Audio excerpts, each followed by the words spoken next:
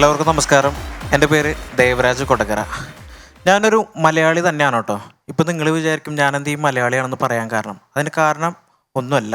ഞാനൊരു ദിവസം എറണാകുളത്തേക്ക് പോകാൻ വേണ്ടി കൊടകരയിൽ നിന്ന് KSRTC ബസ്സിൽ കയറി. അപ്പോൾ ബസ്സിലെ കണ്ടക്ടർ എന്നെ ഒന്ന് അടിമുടിയൊന്ന് നോക്കി. എന്നിട്ട് എന്നോട് ചോദിക്കുക, തമ്പി നീ എങ്ക പോറിയെന്ന്.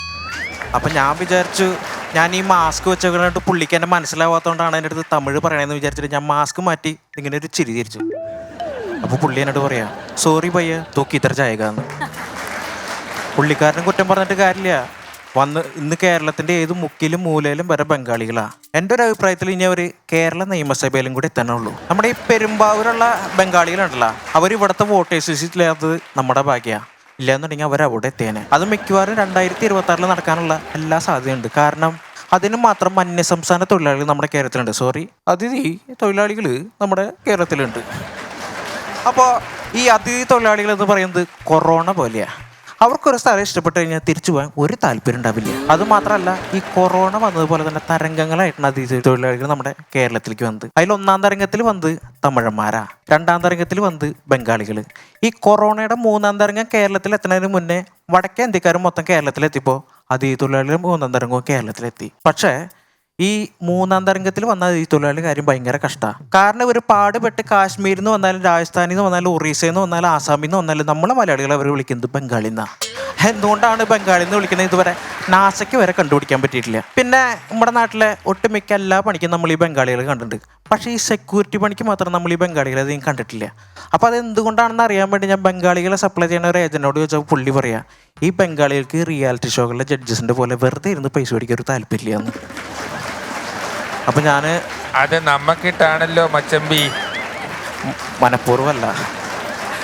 അപ്പോൾ ഞാൻ ഈ ഏജൻറ്റിനോട് ചോദിച്ചു, ഈ ജഡ്ജസിൻ്റെ പണി അത്രയ്ക്ക് മോശം പണിയാണോ? അപ്പോൾ പുള്ളി പറയാം, ജഡ്ജസിൻ്റെ പണി അത്രയ്ക്ക് മോശം പണിയായിട്ടില്ല, ഈ ബംഗാളികൾക്ക് മേലല്ലെങ്കിൽ പണിയെടുത്താലും മനസ്സിലൊരു സുഖം കിട്ടുള്ളൂ. നമ്മൾ മലയാളികൾക്കോ നേരെ തിരിച്ചു. ഇങ്ങനെ മേലിറങ്ങി പണിയെടുക്കുമ്പോൾ മനസ്സിന് സുഖം കിട്ടുന്ന ഒരു ബംഗാളി പണ്ട് ഞാൻ വയറിങ്ങിനും പ്ലംബിങ്ങിനും പോയ സമയത്ത് എൻ്റെ കൂടെ ഉണ്ടായിരുന്നു. അപ്പം ഞാൻ കുറച്ച് നാൾ GDPക്ക് വളർച്ചയില്ലെങ്കിലും താടിക്ക് വളർച്ചയുള്ള ഒരാളുടെ നാട്ടിൽ കുറച്ച് നാൾ പോയി നിന്നുണ്ടായിരുന്നു. അപ്പോൾ അവിടെ നിന്ന് കുറച്ച് മുറി ഹിന്ദി എനിക്കറിയാം.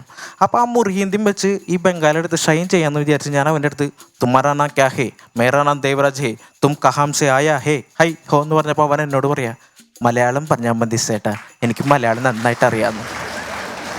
എന്നിട്ട് അവനൊരു ഇങ്ങനെ ഒരു ചിരി തിരിച്ചു. ആ ചിരി എനിക്ക് ഇഷ്ടപ്പെട്ടില്ല.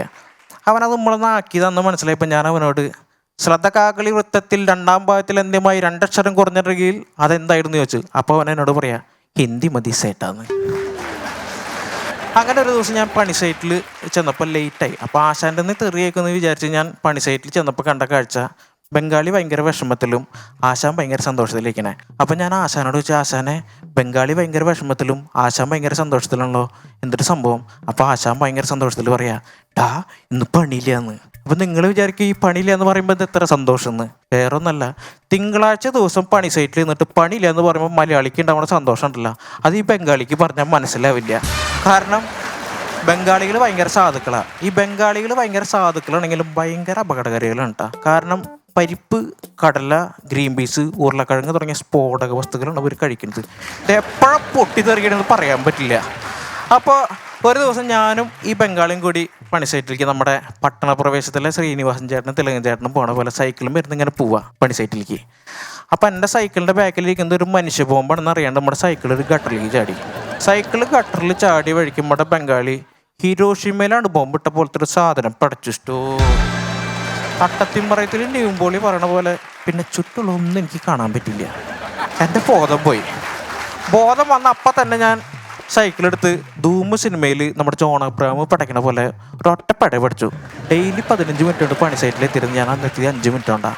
അന്നത്തോട് എനിക്കൊരു കാര്യം മനസ്സിലായി, ഈ വണ്ടികളൊക്കെ പെട്രോളും ഡീസലും മാറ്റിയിട്ട് ഗ്യാസാക്കാൻ നല്ലത്, എന്തുട്ടാ പവർ.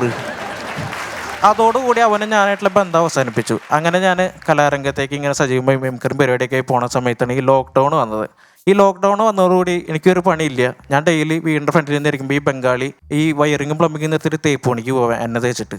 അങ്ങനെ ഡെയിലി തേപ്പ് പണിക്ക് പോകുമ്പോൾ അവൻ ഹായ് കാണിക്കും, ഞാൻ ഹായ് കാണിക്കും. അങ്ങനെ ഒരു ദിവസം അവൻ്റെ അടുത്ത് വന്നിട്ട് പറഞ്ഞു, ചേട്ടാ എനിക്കൊരു ഹെൽപ്പ് ചെയ്യുമോ ചേട്ടാ?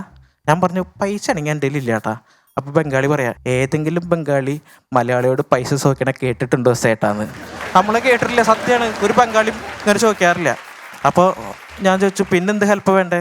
അപ്പോൾ പറയാ, 800 രൂപയും കൂലിയും തരാം സേട്ടാ, എൻ്റെ കൂടെ പണിക്ക് വരണമെന്ന്. ഈ ബംഗാളി എൻ്റെ അടുത്ത് പണിക്ക് വരണമെന്ന്.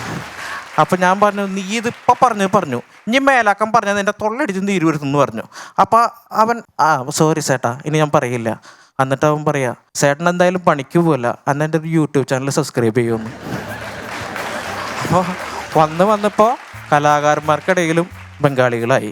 അപ്പോൾ എനിക്ക് ഇത്ര പറയാനുള്ളൂ, ഈ മടിയുള്ള കലാകാരന്മാർ നന്നായിട്ടൊന്ന് പണിയെടുക്കുക, ഇല്ലെങ്കിൽ അവിടെയും ബംഗാളി കയറിയിരിക്കും. പിന്നെ അതുമാത്രമല്ല, നമ്മൾ മലയാളികൾ ഈ കണ്ണി കണ്ട എല്ലാവരെ കുറിച്ച് ഇങ്ങനെ സകല വൃത്തികേടും അല്ലെങ്കിൽ കളിയാക്കലും ചെയ്തിട്ട് പറയും, ഒരു മെസ്സേജ് കൊടുക്കും. അപ്പോൾ അതുകൊണ്ട് പറയാ, എല്ലാ ഇന്ത്യക്കാരും എൻ്റെ സഹോദരന്മാരാണ്, അതുകൊണ്ട് ആരും കളിയാക്കാനോ ചീത്ത പറയാനോ വിഷമിപ്പിക്കാനോ പാടില്ല, പ്രത്യേകിച്ച് ബംഗാളികളെ. അപ്പോൾ അമിതുമാക്കി ബാലോ ഭാഷി ഇതെന്താണെന്ന് എനിക്കറിയില്ല, എന്നെ ആ ബംഗാളി പഠിപ്പിച്ചതാണ്. ഓക്കെ.